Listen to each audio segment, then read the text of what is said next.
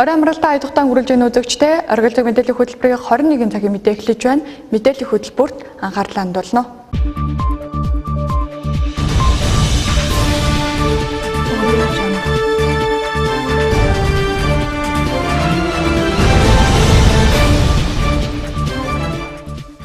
Орхон аймгийн тухайд ил задаа худалдааг худалдааны гудамжинд төвлөрүүлэх шийдвэр гарсан ч бодит байдал дээр ил задаа худалдааг интэнт гаргах тохиолдол байсаар байгаа. Ялангуяа хөлөг хүнсний захын урт талын замдаа байсан ил задаа худалдаа эхнээсээ цэгцэрсэн ч тухайн газарт сүү цагаан идэ заг олон улсын газарт шороо тоостой нөхцөлд худалдан борлуулах тохиолдол байсаар байна. Орхон аймгийн хувьд ил задаа худалдааг худалдааны гудамжинд төвлөрүүлэх шийдвэр гараад нэлээдгүй удаж байгааж томоохон худалдааны төвийн ойр орчимд ил задаа худалдаа эрхлэх тохиолдол байсаар байна. Ялангуяа хөлөг хүнсний захын урт талын замдаа байсан ил задаа худалдаа эхнээсээ жигдэрсэн ч сүү цагаан идэг олон хүлийн тоос шороотой газар зарах асуудал байсаар байна. Эдгээрээс гадна сүү цагаан идэг хийж зарж байгаа сав нь хуванцар ундааны сав байгаа. Эдгээр нь нэг удаад л хүйтэн зүйл хийж хэрэглэх ёстой байдаг бөгөөд халууны улиралд хуванцар бодсон доторх зүйлд шингэх эрсдэлтэй. Ялангуяа сүү тараг айраг зэрэг зүйлсийг хуванцар савнд хийж наранд тавих, доороосоо халах зэрэгс шалтгааж улам хурдан уралд орж үйлчилдэг байна. Гадаа одоо сүү цагаан идэгний бүтээгдэхүүнийг худалдааснаас маш олон эрсдэл үүснэ. За нэгдүгээрт бол агаар орчносоо бохирдно тийм үү. Одоо хоёрдугаарт нь бол гашлах, бохирдох эрсдэл үүснэ. Тэгэхээр сүүл өөрөө маш эмзэг бүтээгдэхүүн, өөрөө маш их тэжээлэг чанар сайтай. Одоо янз бүрийн халдвартай, хортой бодисуудынд одоо нэвчиж одоо тэр орчинд өсөж одоо хурдан халдварлагдах тийм боломж нөхцөлтэй. Энэ сүү цагаан эдэний энэ айраг, тараг, хоромог гэдэг бүтээгдэхүүнүүд маань боловсруулагдах процесс нь эсэлдэх. Тэгэхээр зэрэгс энэ зориултын бус хуванцар савнууд маань өөрийнхөө найрлагад хүний одоо гормоны солилцоог алдагдуулдаг бодис байна. Хүний мэдрэлийн эдсийн тогтолцоог алдагдуулдаг бодис байна. Мөн одоо хүний одоо сэтгэл зүйн байдалд нөлөөлдөг бодис байна. Өсөлтийн байдалд нөлөөлдөг бодис байна. Мөн хорт тавдар үүсгэдэг бодисууд байдаг. Тэгэхээр зэрэг энэ их бодисууд маань тэр хуванцар савнд ашиглагдж байгаа. Тэгвэл энэ хуванцар савнаас тэдгээр бодисууд хизээ яг одоо ингэж хүнсний бүтээгдэхүүн рүү одоо дамжиж орох боломжтой вэ гэхээр зэрэг нэгдүгээрт тэр зориултын биш хуванцар савнуудад халуун бүтээгдэхүүн одоо ялангуяа дөнгөж хөөрүүлсэн сүүч гэдэг юм уу бүлээнээр нь одоо тэр савнд тараг бүрснээр тухайн бүтээгдэхүүн бол халууны нөлөөгөөр тухайн хүнсний бүтээгдэхүүн тийхээр навчиж ордог. За дараагийнх нь нэг зүйл нь хизээ гэхээр зэрэг тэр тухайн одоо савнд халуун биш бүтээгдэхүүн хийсэн боловч гадаа халуун наранд эсвэл тасалгаанд халуун өрөөнд тавьчих юм бол тухайн одоо тэр сав суулганаас ялгарх хортой бүтээгдэхүүнүүд хүнсэнд их дамжиж орж байгаа. Тиймээс ил задаа худалдааг цэгцлэх чиглэлээр хийж байгаа ажлаа үр дүнд хүргэж иргэд олон нийтийн эрүүл мэндийг хамгаалах хэрэгтэй. Цаг агаар доллар чиглэхэд Баян сумын засаг даргын тамгын газраас ил задаа худалдаа эрхлэх боломжтой цэгүүдийг гаргаж хяналт шалгалт тогтмол хийхээр болсон ч хөлөг хүнсний захын гадна зарж байгаа тус хэсэг нь зөвшөөрөл олгогдоогүй хэсэг юм. Өнөөдрийн байдлаар үүнд хяналт авах эрх бүхий байгууллага нь мэрэгжлийн хяналтын газар Баян сумын засаг даргын тамгын газар болон багийн ажлын алба байгаа юм. Одоо зөвшөөрөлгүй газар сүү цагаан тавталд арахыг хүнцэндээ харгалсан байдаг. Энэ асуудал бол одоо сум, баг та холбоотой энэ асуудал болж байгаа. Яг өдөр тутмын хяналтыг бол тухайн нутаг дэвсгэр дээр байж байгаа ажихын нэгжүүд бол одоо өөрийнхөө эзэмшин 50 м газарт ил задгаа худалдаа эрхлүүлэхгүй байхын хуулийн заалт байж байгаа. Амун баг бол одоо өөрийнхөө бас газар нутаг дээр одоо багийн ажлын албаар дамжуулаад ил задгаа худалдаа хариулах юм асуудлыг бол үе шаттайгаар дамжуулан хэрэгжүүлдэг. Хэрвээ яг одоо баг байгууллагууд маань тэнцээд үнээр одоо дийлэхгүй болсон юм тохиолдолд мэрэгжлийн хяналтын байгууллагуудаа тэр байгууллагууд нь хандсан тохиолдолд бид очиж одоо зөрчлийн тухай хуулиар тухайн иргэнд зөрчлийн арга хэмжээ авах юм системтэйгээр одоо онцонтой ил задгаа худалдаатаа тэмцэж байна. Энэ дээр одоо ганц үлдээд байгаа нэг шалтгаан нь бол одоо энэ сүү цагаан эдэний хүмүүс одоо өглөө ерөөсөө өглөөний өөрийн 5 цагаас 7-8 цагийн хооронд ил задгаа сүүний худалдааг эрхэлдэг байна. Энэхүү сүүний худалдааг эрхэлж байгаа иргэдэд бол одоо яг багийн зүгээс ажлын албаны зүгээс цагдаатай хамтарч мэдээлэл албан шаардлага хөрвүүлээд одоо ажиллаж байгаа. Энэ нөхдүүд маань одоо яг шалгалтаар явж байгаа нөхцөл байдалд одоо алга болоод эргээд явсныхан дараа эргэж ирж гарч зогсох жишээний одоо ийм л байр байдалтай байна да. Бид нар одоо ном журмын дагуу одоо энэ худалдааны гудамж гэж зэг гарсан байгаа одоо тэрнгээр өөрчлөл одоо шаардлагыг тавьдаг. Энд бол одоо хүн очтгүй ярьдгүй гэсэн асуудлыг урдаас тавьдаг. Худалдааны гудамж бол яг өмнөх 2016-7 оныг бодох юм бол одоо та бүхэн цагаан сараар харсан баг. тэнд одоо худалдаа 8 эрхэлж байгаа хүмүүсийн борлуулалт ямар хэмжээнд байв? Хүлэг үндэсний захын урт талын зам хаан бууз цайны газрын хажуудлын хэсэгт 5-8 иргэн сүү цагаан идэх худалдан борлуулдаг. Энд худалдаа эрхэлж байгаа иргэдийн тухайд хүний урсгалыг бодож энд зогсдог. За савлаж өгч байгаа ундааны савнуудаа сонор хайрхан буудлаас авдаг. Өдөртөө 40-50 литр сүү зардаг гэдгийг хэлж байна.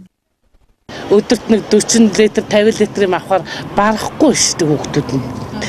Тэгээ яг энэ нэг олон хөдлийн газар юм болохоор бид нар энүүх хавьд ингээд суучаал жоохон сүү тараг зараад тэгэл буудаг усууд. Энд бол хараа сүү тараг бол зарагдахгүй хүүхдүүд нь. Яагаад тэгэхээр нөгөө бараан зах болохоор энэ чи бараа авна. Тэр дүү 1 литр сүү авах гээд хүн очихгүй шүү дээ. Энэ хүлэг захынд байж байгаа болохоор чинь. Тэгэхээр энэ сүү тараг чинь энэ хүнснийхээ юуг захыг бараадаа сууж явахгүй тэндээс хүн 1 литр сүү авах гээд 1 литр тараг авах гээд хүн очино гэж бол ерөөсөө байхгүй. Чавж байгаа энэ болохоор одоо ингээд харахгүй 0.5 шүү дээ. Энэ нөгөө одоо энэ маргажингийн сав. Ийм хүнсний савнд зориултын савнд хийж байгаа бид нар. Ундааны савнуудад бас хийд юм шүү дээ. Тэгээ ундааны сав чинь хаанаас авдаг? Энэ баарнаас авдаг шүү дээ. Баарнаас энэ сонор хайрхан эмтлийн баар марнаас авдаг. Ягаад гэхээр арай цэвэрхэн тэгээ авчирч өгдөг байхгүй баарна. Тэгээд хайштай энэ чи одоо нөгөө ундаа хийгээл үүдүрлдэг хүн ууж байгаа юм чинь тэгэхээр ундаа ууж байгаа юм чинь сүү хийхэд арай хортой биш байлгүй гэж удаад хийдэг шүү дээ бид нар чинь тий. Бидэрт одоо энэ орчин тойрны яасан тийм боломжтой байхгүй шүү дээ. Энэ чинь дандаа урт толгоос эмгтэй өндөр настангууд өндөр насны нэрдээ 3 хүн байдаг. Энэ хүмүүсүүд арга гэрн бас хэцүү. Тэгээд төрийн зээл авцсан. Одоо 18 19 он хүртэл авцсан усууд. Зарим нэг нь одоо нэг хөгшин бол одоо бүр өөрхөн хүүхэд нь оюутан зээл аваад өгцөө. Одоо тэгээд энэ дээрээс л бидэд хоолойж. Би хүртэл одоо нэг охин мөн оюутан 2 сурагчтай боловсрал. Одоо тэгээд энэ дээрээс л хоолойд. Бидэрт өдөр тийм их юм зарж чаддгүй шүү. Өдөрт үсрээл 40-с 50. Одоо бидэрт доктор орё гэхээр энэ доктор чинь баргалж одоо лангуун бараг 150 мянга. Тэгжээд л тэр өрөө мөрөө ахаа тэр хөрөгч мөр зөндөл юм биш үү? Тэр нь бараг 200 мянга болт юм билээ. Тэр бидэрт өнөөдөр 50 мянган төгрөгийн юм авж байгаа хүн байгаа болохоос 50 литрийн юм авах хүн байгаа болохоос түүнээс бол тэнд яаж 200 мянган төгрөг төлөө суучаар чадвартай хүн маань одоо энд өрдөө алга байна. Бидэрт яг цагдаа нар л төөд болохоос түүнээс одоо яг энэ 3 дугаар микрийн хүмүүс ирж лээсэн. Түүнээс одоо яг өнөөдрийн байдлаар бидний хөөж туусан хүмүүсийн бол алга л байна. Цагдаа нар ич хөөн Хэдийгээр ажил хөдөлмөр эрхлэх боломжгүй иргэдийн сүү цагаан идэх худалдан борлуулалт өөрсдөө ажлын байр гаргаж байгаа саашаалтайч үүний ард талд нэлээдгүй олон иргэд эрүүл мэндээр олон жилийн турш хордож байгааг бодолцож үзэх шаардлагатай. Учир нь хуванцар савндах хэмээн байцууд хүний дотор эрэхтэн арьс үснээс гадна мэдрэлийн эсийг гэмтээдэг нь нотлогдсон. Ойролцоогоор 15-аас 20 жилийн дараа сүргүүр дагавар нь хүний биед мэдрэгдэг учраас иргэд тэр бүр үүнд анхаарал хандуулах нь бага байгааг эрүүл мэндийн газрын мэргэжилтэн хэлж байна. Замын хөдөлгөөний аюулгүй байдал болон зөрчлийн тухай хуулиар жолооч тухайн техник хэрэгслийн гэрчилгээнд дэх өмнөх оны онцлогоогоор тэмдэглэгдсэн хугацаанд амжиж машин онцлуулаагүй тохиолдолд хувь хүн 51 албан байгууллага 501-жээр торгуулдаг болсон. Тиймээс жолооч нарт гэрчилгээнд заасан хугацаанд амжиж үзлэг онцлогоонд орохыг анхааруулж байна. За жолооч нарын анхааруултыг хэлэхэд зөрчлийн тухай хууль буюу замын аюулгүй байдлын тухай дүрмийн дагуу за яг техник хэрэгслийн гэрчилгээнд дэх одоо бичлэлт хийгдсэн онцлогоонд орсон энэхүү хугацаанд амжиж одоо техник хэрэгслийн онцлогоонд оруулаагүй тохиолдолд 51-жээр торгуулдаг болсон байна. Ямар учраас энэхүү хугацаанд амжиж яг энэ бичлэлтийн хугацаанаас өмнө орох ёстой талаарх мэдээллийг та бүхэнд хүргье. Орхон аймгийн тухайд 2017 онд 15,000 гаруй тээврийн хэрэгсэл бүртгэлтэй байсан. Харин энэ онд 16,200 болж 1,000 гаруй автомашин нэмэгдсэн байна. Тэгвэл жолооч нараас зарим нэг санал гомдлууд ирэх боллоо. Тодорхойлбол онцлогоонд орох заагдсан хугацаа хэтэрсэн тохиолдолд онцлогооны байгууллагаас заавал аль нэг дурын замын цагдаад 51-жээр торгуулад ир гэсэн шаардлага тавьдаг гинэ. За тэгвэл энэ ямар үндэслэлтэй торгуул вэ? Энэ талаар бид тодрууллаа. За энэ маань болохоор жолооч бол заавал тээврийн хэрэгсэл маань жилдээ нэг удаа улсын үзлэг онцлогонд заавал хамрагдаж орж байгаа. Энийг бол зөрчлийн тухай хуулиар зохицуулаад өгсөн мэдээ. Тээврийн хэрэгсэл нь жилдээ үзлэгт орно. Зөрчлийн тухай хуулийн 14-ийн 7-гийн 10 дугаар заалтан дээр улсын үзлэгт ороог бол иргэнийг 51-ж иргэн байгууллагыг бол 501-т тэнцэх хэмжээний торгуулаад торгоно гэсэн байна. Тэгэхээр нөө иргэд маань болохоор за өнөөдөр 5 сарын 1-нд мөдлөн өнгөрсөн жил 17 оны 5 сарын 1-нд улсын үзлэгт орсон бол энэ жил 18 оны 5 сарын 1-ээс өмнө үзлэгт орох ёстой заавал. Гэтэл энэ маань иргэд маань өөрсдийн одоо хайнгаас болдг юм уу? Өөрсдийн одоо тэр талаараа мэдээлэл байдгүй ус бол тийм үү. Ингэж явж байгаад өөрийнхөө нүүд улсын үзлэг өнгөрсөн байна. Одоо нэгэсэндээ улсын онцлогоо бүртгэлд хоцорч орж ийн гэсэн үг байхгүй. Тэгээд тэрнээс болоод нэгэн зөрчлийн тухай хуулийн дээрээ заацсан учраас тэгээд тэрнгээр арга хэмжээ аваад байна. Тэгэхээр одоо тэрийг манай иргэд маань сайн ойлгож өгөхгүй л зарим нь хоцроод, зарим нь болохоор хизээ өнгөрсөн очиод ингээд өөр өөртөө хохироод байгаа асуудал байна. Энэ дээр нь болохоор автоэрийн төвөөс бол манайх руу нэгэнт одоо хууль зөрчлийн тухай хууль зөрчиж байгаа учраас энэ дээр нь даргуулын арга хэмжээ авах хэрэгтэй гэдэг манайх руу явуулдаг. Замын хөдөлгөөнд оролцох эрх нь байхгүй байна л гэж иргэд ойлгох хэрэгтэй. Тэгэхээр юу гэж хэлэхээр манай иргэд тээврийн эрсдэлээр техникийн хяналтын үзэгт ороогүй орох ёстой байдлаа энэ яг энэ хүснэгтэр яг харж ах хэрэгтэй байна. Хянаж ах хэрэгтэй. Одоо энэ техникийн хяналтын үйлчлэгийн тэмдэглэл гэдэг энд заасан байна. За энэ машин гэхэд 15 оны 6 сар, 15 оны 6 сар, 17 оны 7 сард одоо болоогүй шүү дээ энэ машиных шүү дээ. Энэ машины хувьд энэ болоогүй. Энийг энэ хяналтынхаа үйлчлэгийг энийг өөрсдөө яг хянаж авах хэрэгтэй байгаа. Энэ дээр юу гэж юм гэхээр зэрэг энэ ард талд нь бүр ингэ санамжтай. Техникийн хяналтын гэрчлэгийн заасан хугацаанд техникийн хяналтын үйлсэд ороогүй тээвэр хэсэл замын хөдөлгөөнд оролцохыг хориглоно гэж заасан байгаа. Тээврийн хэрэгслийн тухайн жилийн аюулгүй байдлыг илтгэх онцлогоонд за хуулийн хугацаанд хамрагдаагүй тохиолдолд эргэн 51, аж ахуй нэгж 501, нийтийн тээврийн үйлчилгээний автомашин нь 21, аж ахуй нэгж 251-ээр торгуулахаар хуйшлагджээ. Энэ тохиолдолд замын хөдөлгөөний аюулгүй байдлын тухай хуулийг зөрчсөн гэж үзэн нийтийн тээврийн үйлчилгээний торгуулийн арга хэмжээг авто тээврийн байгууллага жолооч иргэдийн хувьд замын цагдаагаас шийтгэл ногдуулах гинэ. Нөгөө талаар онцлогоондох бүртгэл мэдээллийн шинжлэгдсэн серверт өмнөх онцлогоонд хамрагдсан өдөр одоо орох сүүлийн хоног хугацаа хадгалагдсан байдаг учраас заавал тэрхүү хоног хугацааг шаардна гинэ. Эсвэл бэлэн бус шийтгэлийн хуудасаар бичлэлт хийх эрх нь нээгдэх юм а. Ерөн зүгээр энэ улсын үзлэг онцлогоо гэдэг чинь нэг бас юу гэхээр нэгдүгээр ер нь Монгол улсынхаа машин тээврийн хэрэгслийг хаана байгааг Монгол улс мөн бүртгэж явж байгаа. За хоёрдугаарт бол тухайн тээврийн хэрэгслэр одоо нэг удаа жилдээ тийм ээ нийтийн тээврийн хэрэгслүүд бол жилдээ 2-3 удаа орж байгаа. Зүгээр одоо хувийн тээврийн хэрэгслүүд жилдээ нэг орж байгаа. Энэ яагаад ингэж байгаа гэхээр тухайн тээврийн хэрэгс жилдээ нэг үзлэгт 2-3 орчих юм бол тухайн машинч одоо үзлэгээр орох чинь бүх юмар онцлогоонд орж байгаа шүү дээ. Жишээлбэл тэнхлэг, тоормс, бусад гэрэлтэх агрегат гэдэг энэ талынхаа юмнууд дээр нэг удаа үзлэгт ороод авна гэдэг чинь тухайн машиныг тэр жилдээ явахгүй нь бол бас тодорхой хэмжээгээр онцлогоогоор ингээд дүгнээд энэ жилдээ явж болно гэдэг нэгэсэндээ бас зөвшөөрлийн бичиглэх зүг байхгүй. 2017 оны 4 сарын 20-нд орох ёстой тээврийн эрсэл 2017 оны 5 сарын 20-нд ирчих юм бол энэ техникийн хяналтын үйлчлэг хэтэрчээд байна. Манай компьютер энэ дээр сануулсан учраас ямар нэгэн шилжилт хөдөлгөөнийг энэ дээр хаачаад байгаа.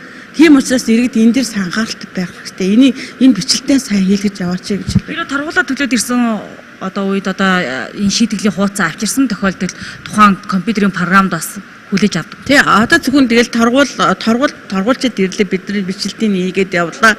Тэгэл явах. Эндээс харахад жолооч тээврийн хэрэгслийн өмнөх онд онцлуулж гэрчлэгэн дээр энэ оны 5 дугаар сарын 29 гэж бичил хийгдсэн бол энэ өдрөөс өмнө автомашин үзлэгт хамруулсан байх шаардлагатай гинэ. За хэрвээ үзлэгт хамруулаагүй бол тохиолдлоор замын цагдаагийн үзлэг шалгалтанд хамрагдаж хэдэн ч удаа торгууль төлөх боломжтой гинэ.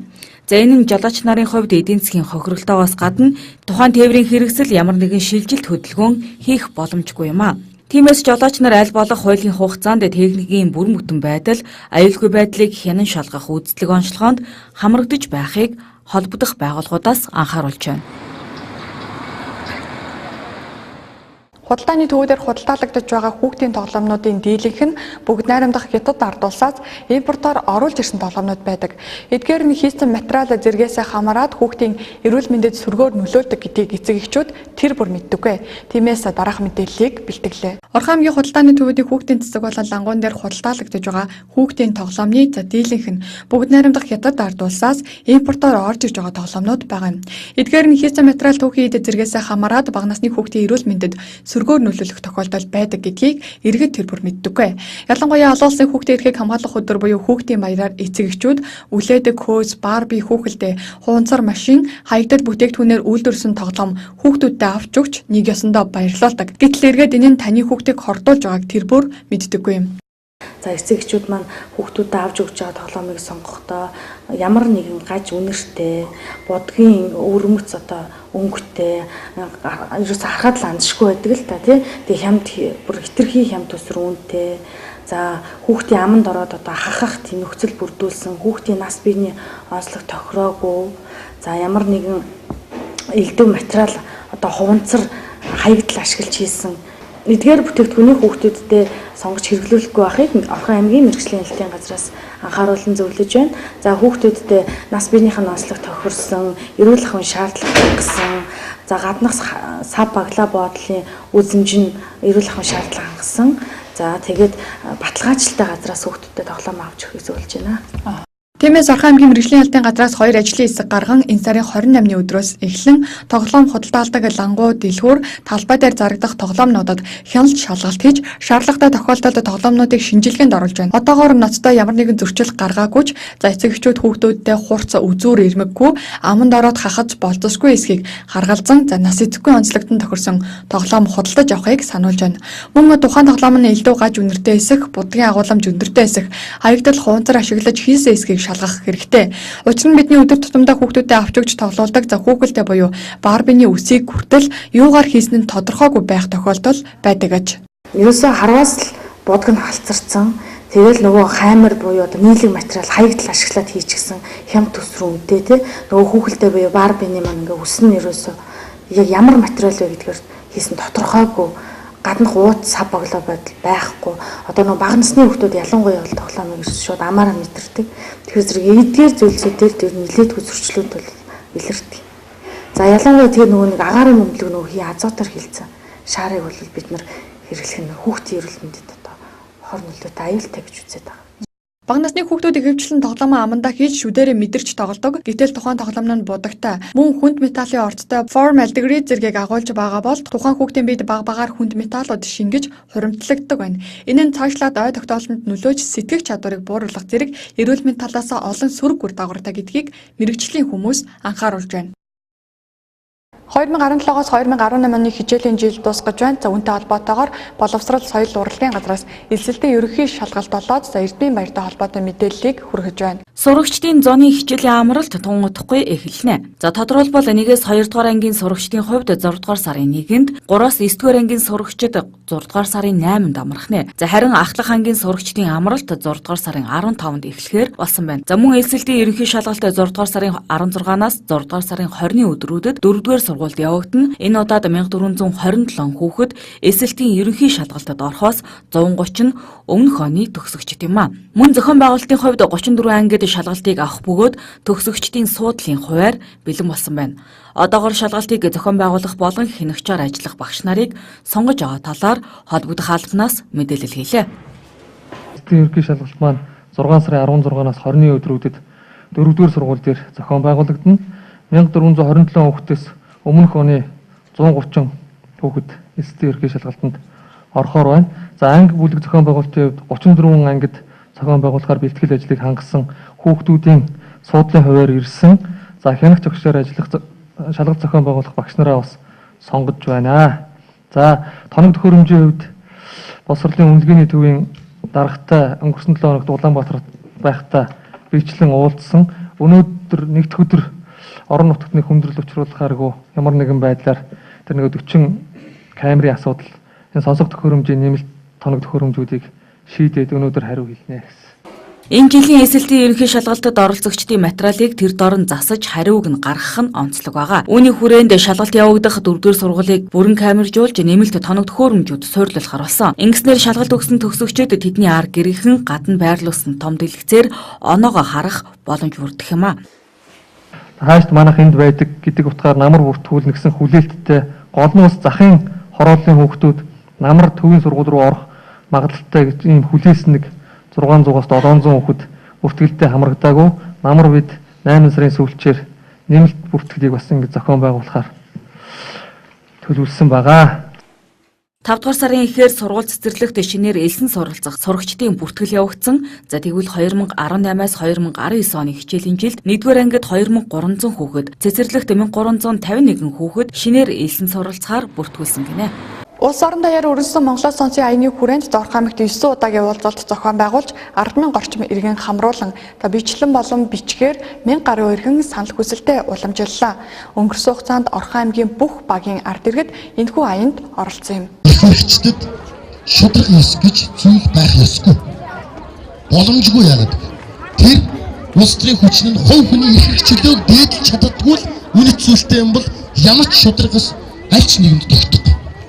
Монголоос сонсын үндэсний аян улс орон даяар амжилттай үргэлжилсэн өрөөнд Орхон аймгийн ардсан нам тус аяны хүрээнд 2018 оны 5 дугаар сарын 28-нд Согоо, Дуртуулга, Бүрэн бүс багийн 500 гаруй иргэдтэй уулзлаа. Иргэд уулзалтын үеэр гэрэлтүүлэг, камерж болоод зөнтэй хогийн сав болон эрх баригчдын нүдэ олоогүй шийдвэрүүдийн талаар дурдсан. Тухайлбал орон сууцны хороол дундах 56 цагийн хогийн савыг сольж хотын өнгө үзэмжинд тохирсон хогийн сав хийх нэрээр орон нутгийн төсвийн хөрөнгийн 500 орчим сая төгрөг зарцуулсанд олон хүн бухимдаж арай өөр зүйлд хөрөнгө оруулалт хэрэгтэй байсан гэсэн юм. Ингээд бодохоор хогийн савын нэг бүрийн өртгө нь 7.2 сая төгрөг болж байгаа юм. Биднийг дагамжилж байгаа 60 тэрбумын асуудлыг бидний сайн сөхөж ярьж энийг л шийдвэрлэе бай. Бидний юу хүүд оромжилж байна. 60 тэрбум төгрөгөөр албан тушаал удаж юу яачаад тэгээд улсын хөдөлгөөний дарга хийгээд одоо ингэж байна. Улсын хөдөлгөөний гишүүн дэвшчэртэ нийтийн засалтаар багтаа зөндөө газар утсан эцэн аймаалсан юусан гэж ярьжсэн. Энэ хуулийн хэрэгжилтийг л мэднэ хангах хэрэгтэй байна. Энэ нам хуулийн нам кэлтэ албаны төхрүүлсэн. Би 84 настай. Би Монгол Улсын нам 1959 онд би яасан.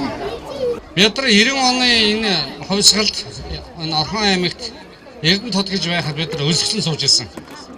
Тэр үеийн одоо энэ Эрдэнэ тодын байгууллагуудаас яг тэр өлсгөнд оролцож байсан хүмүүсээс цөөхөн үлдсэн байгаа. Тэгэхээр энэ үлдсэн хэдэн өгчүүлгийг тусдан цуглуулад санал бодлыг аваад бидний үр хүүхэд цаашдаа хамаатан садан бүгд өнө ардчлалын төлөө зүтгэдэг хүмүүс байдгийг. Тэгэхээр одоо энэ манай аймгийн засаг дарга батлууд энэ аял зугаалдаг ажлаа болооч. Иргэдээ сонсох ийм уулзалтыг байнга зохион байгуулж уламжлал олгох хэрэгтэй гэргэд хүсээд Монголоос сонсын аян үр дүнтэй үргэлжилж байна гэдгийг онцолсон. Тус аяны хүрээнд 9 удаагийн уулзалт зохион байгуулж 10,000 орчим иргэн хамруулан биечлэн болон бичгээр за 1000 гаруй иргэний санал хүсэлтийг авсан. Өнгөрсөн хугацаанд Орхон аймгийн бүх багийн иргэдэг хамруулан энэхүү уулзалтыг хийж дуусж байна. Ирэх барьж байгаа Монгол ардын нам маань өнөөдөр 2 хуваагдчихаа те ажил төрөл явахгүй нөхөд ирэх барьж байгаа нам маань сонгогчдоос санал авч 65-уулаа гарч ирэхдээ анх амлаж исэн амлалтуудаа 100% зөрчөөд 100% эсрэг яваад ингэ явж байгаа. Ийм учраас бид нар Монголоос сонсын аяны өрөөнд бас ирэх баригч нам маань ард иргэдэн маань намыг ард иргэд маань бас юу гэж байж байгаа те ард иргэдийнхаа дуу хоолойг бид нар бас те сонсож дээр нь ард иргэдийн хамгийн толгомжж байгаа асуудал юу байна те энийг бас ирээдүйд бас мөрийн хөтөлбөр дээр тусгаж ард иргэд амь нэгтэй ажиллах те энэ юг чиглэлийг зорж бид нар Монголоос сонсын аяныг юм явуулж байгаа. Намын харьяаллаар, үзэл бодлын харьяаллаар, нутаг усны харьяаллаар, төрөл садангийн харьяаллаар төрийн үйлчлэгээ хүрж байна. Нэгсэндээ иргэдээ алагчилж байна. Ийм зүйл бол одоо бүр ил цагаандаа гарсан байна. Өчигдөрхөн гэтэл бид нар жаргаланд суманд жаргалынхаа иргэдтэй уулзахад ардчилсан нам юм уу эсвэл үзэл бодлоор нь ялгарлаж чи одоо даргын өрөөс үг хэлдэг гээд тэр шүлхийг өвчин гарсан шүү дээ. Тэгэхэд муу өвс өгч чинь үндсэн өвс өгч чинь малтна. Тосломж өгж байгаа ингээд. Заримд нь бүр өхгүй байна. Тэгсэн мөртлөө одоо ардын нам байд юм уу эсвэл танил талууд болохоор ном ногоо өвс өгч байна. Гэх мэтчлэн шудраг ус байдал энд хавтгаарсан байна. Юугаар ч үнэлж болшгүй төр засгаа эрх баригчид 60 тэрбум төгрөгөөр үнэлээд үндсэн хуулийн бус аргаар төрийн эрх мэдлийг төрийн албыг бөөндж аваад жижиглэгжингээр зарж байгаа захын 8 чиг ажилж байгаа эрх баригчдыг балмад хуулиас дээгүүрс сэтгэгдэг энэ эрх баригчдын эсрэг үнэхээр зөвхөнгөө барсан. Хамгийн гол хүсэж байгаа зүйл нь шудраг усыг хүсэж байна. Хууль дүрмээ биелүүлэхийг хүсэж байна. За ажлын байрыг хүсэж байна тий. Тэгээ одоо хүсэж байгаа асуудал бол ерөөсөө энгийн шүү дээ. Энгийн л байдаг угаасаа. Жилийн жил энгийн байдаг. Энэ удаагийн иргэдээ сонсын уулзалт маань бас энгийн л байна. Тэр нь юу вэ гэхээр зэрэг өнөөдөр монголчууд ажилдаа орлоготой болмоор байна гэж. Аяны хаалтын үйл ажиллагаа 6 дугаар сарын 2-ны өдөр амрын талбайд зохион байгуулахаар төлөвлөж байгаа. Мөн тус өдөр амрын талбайд томоохон хэмжээний шоу тоглолт зохион байгуулах бөгөөд тоглолтод рок попын амьд домог хурд хамтлаг, voice show-ны шилдэг оролцогчид болон Эрдэнэтэйс түрэн гарсан урлаг соёлын алдартнууд уран бүтээлээрээ бэлэг барих юм. Орхон аймагт энэ сарын дунд 10 хоногоос эхлэн халуун салхитай өдрүүд үргэлжилж байгаа бол энэ сарыг дуустал буюу ойрын өдрүүдэд 32 градус хүрч халах төлөвтэй юм. Харин эх сарын 1-ний өдөр буюу хүүхдийн эрхийг хамгаалах өдөр төр зуурын бороо орж өдөртөө нэмэх 24 градусын дулаантай байх юм. Сүүлийн өдрүүдэд халуун салхитай өдрүүд үргэлжилж хураа шилтийн зэрэг нэмэгдэж байна. Манай аймаг энэ жилийн хувьд урд жилүүдийг бодвол 10 хоногийн түрүүнд ногоо цохож эхэлсэн ч хур бороо мотогоос гандах байдалтай байна. Энэхүү байдал цаашид үргэлжилж ойрын өдрүүдэд буюу энэ сарыг дуустал өдөртөө нэмэх 32 градус хүртэл халах урьдчилсан төлөвтэй байна. Мөн ирэх 6 дугаар сарын 1-ний өдөр буюу олон улсын хүүхдийн эрхийг хамгаалах өдрөөр өдөртөө төр зургийн бороо орж нэмэх 24 градусын дулаан байхыг аймгийн ус цагуур орчны шинжилгээний төвөөс мэдээлж байна. Мөн нийт нутгаар хуурай шилтийн зэрэг нэмэгдэж зарим аймагт ой хэрийн түүмэр гарч байгаа учраас дараалсан халуун өдрүүдэд амралт зугаалгаар явах иргэд гал түүмрийн эрсдлээс сэргийлэх, бага насны хүүхдийг наршихаас хамгаалах, гадаа ил задгаа худалдаалж буй хүнсний бүтээгдэхүүн жимсг нь авч хэрэглэхгүй байхыг анхааруулж байна. Өнөө маргааш 31-ийг дуустал өдөртөө нэлээд халах төлөвтэй. Нэг 27-аас 32 градус хүрч хална. За шөнөдөө бол нэг 8-аас 13 градус дулаан байх төлөвтэй байгаа. За 6 сарын 1-ний өдөртөө бол төр зуурын бороотой байх төлөвтэй. Агаарын температурын хувьд бол өмнөх өдрүүдээс бага зэрэг сэрүүсэд өдөртөө нэг 22-оос 25 градус дулаан байх төлөвтэй байгаа. 6 сарын 2-нд бол нэлээд жоохон сэрүүсэд өдөртөө нэг 14-аас 15 градус, шөнөдөө нэг 2-аас 7 градус дулаан байх төлөвтэй. Одоо өнөөдөр маргааш нөгөөдөр 29-30-31-нд бол өдөртөө 27-аас 32 градус хүрч халах төлөвтэй байна. Мөн ирэх 6 дугаар сарын 1-ээс 6 дугаар сарын 3-ны өдрүүдэд цаг агаарын температур 10 орчим градусаар буурч, ирэх 7 хоногийн амралтын өдрүүдээр сэрүүсэх төлөв гарсан байна. Оргил мэдээллийн хөтөлбөр харилцагч байгууллагуудаас ирсэн бизнес мэдээгээр үргэлжилж байна. Пабрлик компани Орсын албаны улсын шууд худалдааны томоохон байгууллага бөгөөд дэлхийн 20 гаруй оронд салбар нэгжтэйгээр үйл ажиллагаагаа явуулж байна. Европ болон Азад 1 сая гаруй хүн Пабрликтай хамтран ажиллаж байгаа. Эрдэнэ хотын иргэд ч мөн ялгаагүй дэлхийд алдартай өндөр чанартай Пабрлик компани бараа бүтээгдэхүүнийг аль хэдийн хандахгүй мэддэг болсон. Тус компани 4 нэр төрлийн 4000 гаруй бараа бүтээгдэхүүнийг хэрэглэгчдэд хүргэдэг билээ. Баяр ёслол болгоныг алдахгүй хэрэглэгчдэд зориулсан хямдрал урамшууллыг зарлаж боломж олгодог тус байгууллага олон улсын их хурсын баярыг тохиолдуулан ээлжид хямдрал урамшууллаа зарлаа. Та бүхэн яараарай. За сайн бацаано телевиз үзэгч олондоо хүүхдийн баярын мэнд хүргэе. За хүүхдийн баяр болох жаатай холбоотойгоор магадлахаар ээжүүд хүүхдүүдтэй зориулсан хямдралуудыг зарласан байна. Ямар хямдралын нуу гэхэлэр бүсгүйчүүд эмэгтэйчүүдэд зориулсан үнэртэй усан дээр маш гоё хямдрал зарласан байгаа. Нэгийн үнээр 2-ыг гээд нэг үнэртэй ус авал нэг бэлгэнд өгнө. Тэгэхээр маш олон төрлийн үнэрний сонголтоос хамаараад олон төрлийн үнэртэй уснууд байгаа. Хүссэн өөрт таалагддаг үнэртнээ сонгож аваад бас нэг сүрчгийг давхар бэлгэнд сонгож авах юм урамшууллаа нэгдүгээр. Хоёрдугаар гэх юм бол бүсгүйчүүдтэй бас бие арчилгаа, ус арчилгаа гэдэг ком бүтээгдэхүүнүүдтэй болохоор бас бэлгийн давхар бэлгийн сонголттой байгаа. За мөн нөгөөтэйгөр бүх бараа бүтээгдэхүүндээ бүсгүйчүүдтэй зориуллаа. Бүсгүйчүүдийн хэрэгэлдэг бүх бараа бүтээгдэхүүнүүдэд 20% хямдрал зарласан байж байгаа. За инхрээ битсэн өрсөлдөлтөд зориулаад бас хүүхдүүдийн бүтээгдэхүүн 30% хямдрал зарлагдсан байж байна. За мөн худалдаа авалт хийсэн бүх хүмүүст баярын бэлэгтэй, гарын бэлэгтэй байгаа. Дээрэс нь нэмээд бас юу байгаа? Хөнгөлтийн картны бэлэг байгаа. Ерөөсө худалдаа авалт хийсэн хүн болгонд 30,000 төгрөгнөөс дээш худалдаа авалт хийсэн хүн болгонд ерөнхийдөө насан туршийн 20-30% хөнгөлтийн картны бэлэг бэлдсэн байж байгаа. За иймэрхүү баярын бэлэгтэйгээр баярын surprise зарлагдчихэ. Үргэлжлэх хугацаа маань олоод ирэхлээр 5 сарын 29-ноос 6 сарын 3-ны хүртэл ирэх бүтэн сайнны хүртэл хүүхдийн баярын хямдрал урамшуулал surprise үргэлжлэнэ. Урамшуулалт худалдаа маань болохоор яг төв фабрлик дэлгүүр дээр хангарт спорт ордны нэг давхарт байрлах дэлгүүрээс мөн салбар дэлгүүр болох 8 лизийн байранд байрлах фабрлик цахим дэлгүүрээс худалдаа авалтуудад аль алинд нь хамрагдахаар байна. Уран дулаан хаврын уйлрал ирж сэтгэл санаа таатай байгаа хэдиж цаг агаарын байдлаас шалтгаалan таны арьс хуурайшиж гоо сайхнаа хадгалахад хүндрэлтэй байна уу? Тэгвэл танд Пабрлик компанийн гүн чигшил өгөх гоо сайхны бүтээгдэхүүнийг зөвлөж байна. Арьс арчилгаа гүн цэвэрлэгээний багц.com бүтээгдэхүүнээс гадна крем, пудр, уруулын будаг гэд бүгд гүн чигшил өгч хаврын хуурайшилтаас таны арьсыг хамгаална гэд боддоо. Эдгээр бараа бүтээгдэхүүн их хурцын баярыг тохиолдуулаад бүгд 6 сарын 3 хүртэл 20% хямдарсан гэдгийг дуулгахад таатай байна. Мөн 5 дугаар сарын 31-ний өдрийн 12-оос 14 цагийн хооронд бүсгүйчүүдийн цаг удирдлагаар мэрэгжлийн мейкап артист Сайко арьс арчилгаа нүүр будалтын хөтөлбөргүй зөвлөгөөг бүсгүйчүүд та бүхэндээ хүргэнэ. Энэ үеэр та бүхэн үнэгүй зөвлөгөө авахаас гадна Пабрлик брендийн гоо сайхны бүтээгдэхүүнийг туршиж үзэж чанарыг нь мэдэрч болно. Ер нь та бүхэн хидийд ч очсон өөртөө арьсанд ямар бүтээгдэхүүн тохирохоо тестэрлэж үзээд худалдаж авах боломжтой гэдэг юм. Хаягийг дуулгая. Хангаар дордны нэг давхар Пабрлик нэрийн барааны дэлгүүр, Намын телевизийн дэрэгдэх Герман барааны дэлгүүр.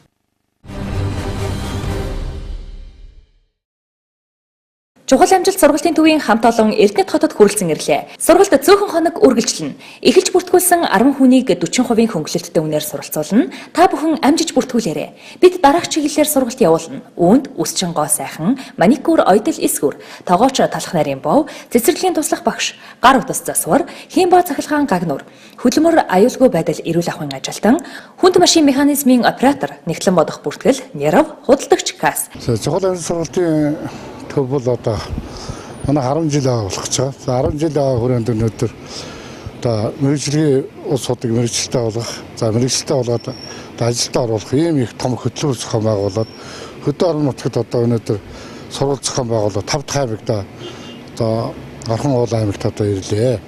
Тэгэхээр энэ хөдөө орон нутагт зохион байгуулж байгаа сургалтууд бол 27 анхан шатны одоо сургалтаас шигссэн ийм 10 одоо 3-4 ийм сургалтууд байгаа өнөөдөр. За энэ одоо сургалтуудыг одоо Хөвсгөл аймаг, Хөрхангай, Өмнөгов одоо тэгээд энэ Эрдэнэт хотод ирж байна л да. Тэгээ энэ сургалт нь бол яг энгийн хэрэглэгдэг. За гараад одоо ажлын байранд одоо орсон ч өнөөдөр тийм ээ ийм хялбар за ажлын байранд бий болгоод одоо өөрөө одоо шинээр хөдөлмөрөөр зохион байгуулсан ч гэсэн хялбар ийм байдалд одоо толгуурсан ийм сургалтууд. За сургалт бол одоо маргааш эхлээд одоо бүрдгэж эхэлнэ. За маргааш бол одоо энэ холбооно 2 давхад одоо бүрдгэж тэндээ одоо сургалт зохион байгуулахаар бид бүх одоо ажил төрлөө одоо зохион байгуулад ингэ явж байна. Эдгээр сургалтад хотод ирж суралцах боломжгүй цаг зав муутай. Гэртээ хүүхдээ хардаг бүсгүйчүүд, орон нутагтаа ажлын байранд ороход мэрэгжлийн үнэмлэх сертификатгүй хүмүүс болон сонирхсон бүх хүмүүс хамрагдах боломжтой. Бид сургалтаараа 100% ажлын байранд бэлтгэх ур чадвар олгох, практик зориулсан чанартай, богино хугацаанд суралцаж төгсөх, зардал мөнгөний хувьд хэмнэлттэй зэрэг давуу талыг олгож байна. Мэрэгжлийн үнэмлэх сертификат олгоно. Харилцах утас 80 66 89 91 9985 тэгс тэг.